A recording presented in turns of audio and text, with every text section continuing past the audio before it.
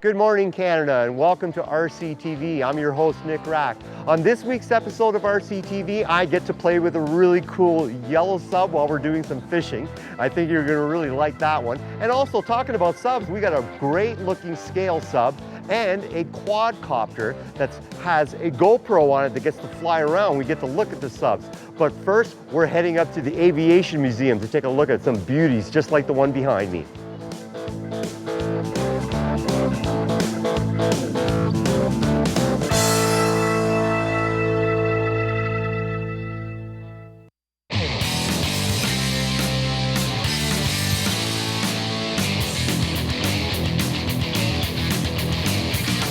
Eliminator RC presents RCTV, your radio-controlled authority. Brought to you in part by RC Pit Stop, bringing the best of RC to BC since 1989. And John's Hobbies, Toronto's local hobby store.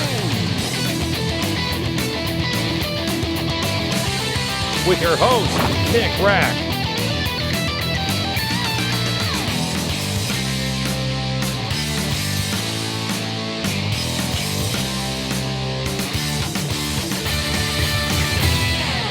Folks, we have a special presentation on RCTV today. We're up in Ottawa at the Aviation and Space Museum. I'm just about ready to talk to the Director of Operations, Mark Ducharme. Nice to see you today. Likewise, welcome to the museum. What a beautiful place, and thank you. I mean, the history that's involved with this place. How long has this been in existence, the new museum here in Ottawa? The museum last year celebrated its 50th anniversary.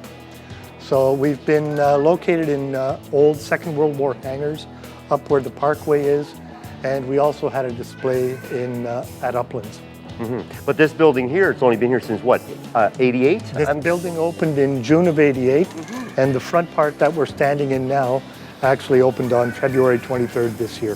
Wow. And you know what, folks? Let's not waste any time. Let's go look at some of these beautiful planes in here. Follow us.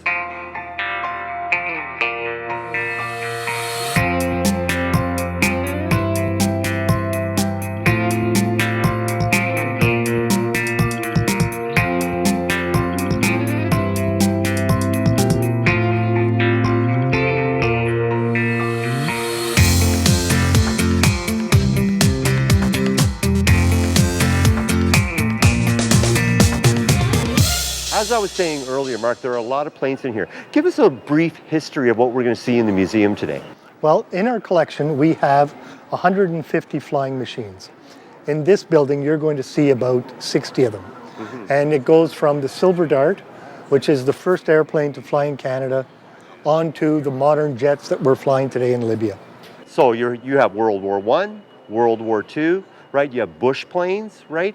You have passenger airlines. There's all different kinds of stuff here for everybody. So RC modelers, this is the place to come. And we're going to show you some of the finer points and some of the builds that are in here. Mark's going to describe some of the history. So folks, follow us in. We're going to take a look at some planes.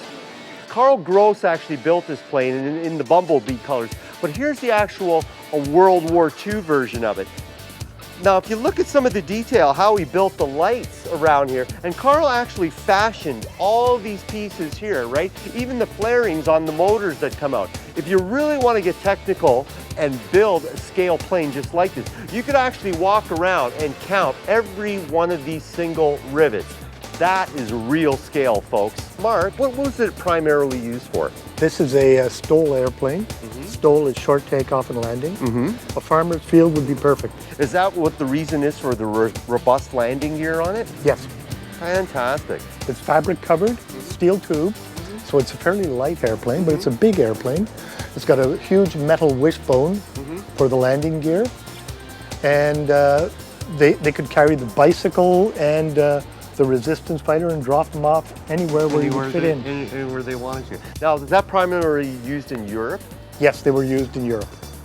Now, Mark, looking at this one, you know what, to me what this looks like? And you can see if you agree with me. This looks like a chicken coop. It is. Some of the pilots who flew it actually referred to it as a flying chicken coop because of all the wires between the wings. And they told me that to solo the airplane, you had to be able to get into the cockpit without getting tangled up. So, and that's all you needed? Well, that and a lot of training. Now, a very unique plane that you have here that you were mentioning to me earlier is this one right here. Yes, this is an AEG-4. It's a German twin-engine night bomber, and it's the last of its type in the world.